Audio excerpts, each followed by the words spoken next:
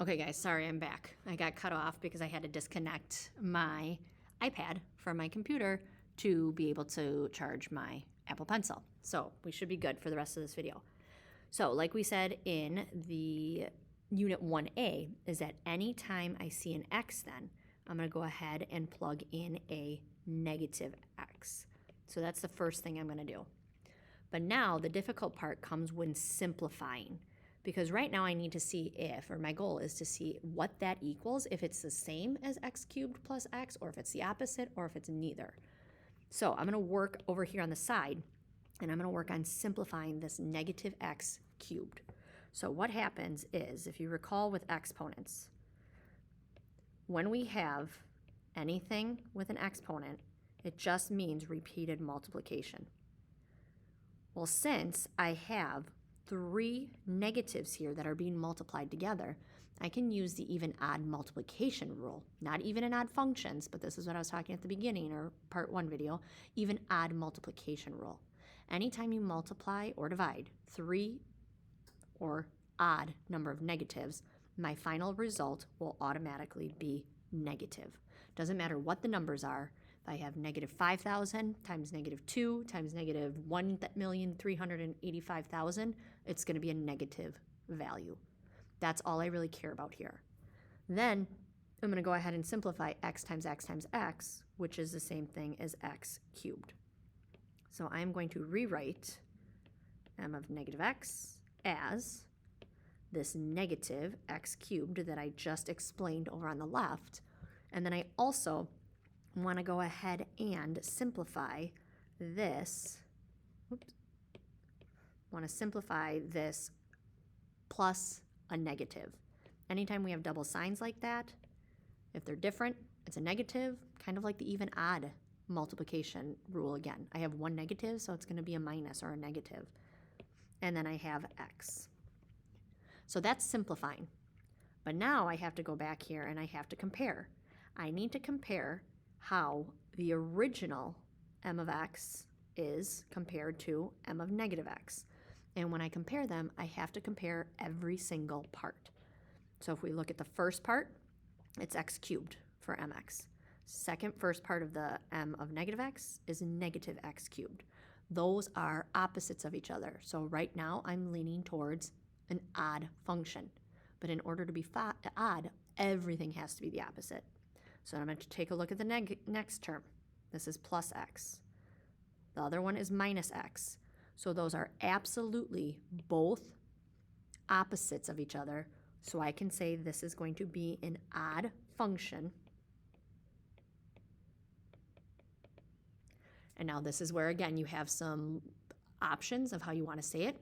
You can either say it like we did up above here, where we said output values are opposite for opposite input values. Or I'm kind of mathy, and I say m of negative x is the exact same thing as the opposite of m of x. Okay, now go ahead and try D. I know it might be tricky at first, but go ahead and just try. Try plugging in the g of negative x, see if you can simplify that down, and then decide if it's going to be positive or negative, and then we'll compare in a minute.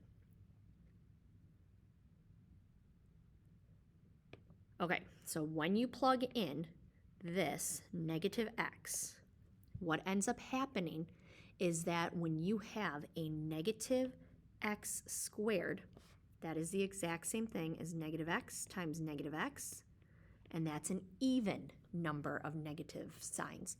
And when it's an even number of negative signs, no matter how many you multiply together, negatives, or divide, your final answer is always going to be positive.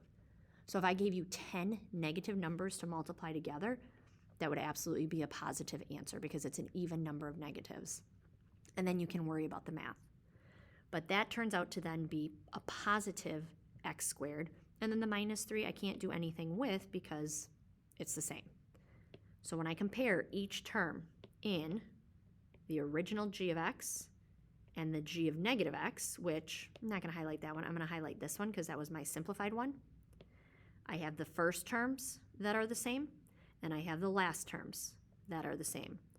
So for that reason, it's even. And I can, again, either use this reasoning up here, that the output values are the same for opposite input values, or the math lingo would be g of negative x is also equal to g of x. Okay, I know these can be a little tricky, but go ahead, one last problem, pause the video, try E. Use the same patterns that we saw in C and D to try to give E a shot. When you're done and you're ready, press play. Okay, so here we go. This is what I got when I simplified it. I'm going to go ahead and move that down and just kind of show you. When I plug in negative x here, this becomes 3 times negative x cubed minus 4 times negative x plus 1. When I simplify this first part, that's a negative x cubed. So instead of writing 3 times negative x cubed, I went ahead and I pulled that negative sign that's inside out in front. Because basically all it's saying is 3 times negative 1 and then times x cubed. So that's the same thing as negative 3x cubed. Then when I plugged in a negative x and multiplied it times negative 4, this negative 4 times that negative 1 becomes a positive 4, and then the positive 1 stays the same. So now as I'm comparing f of x and f of negative x, and I compare every single part, 3x cubed is the opposite from negative 3x cubed, so it looks like it could be odd. Negative 4x, opposite positive 4x, still looks like it could be odd. But as soon as I look at this plus 1 and this plus 1, those aren't the opposite. They all have to be the opposite, or they all have to be the same to be an even or an odd function. And so for that reason, we have to say that it is neither. If this were a minus 1, then that would absolutely be odd because they're all opposites.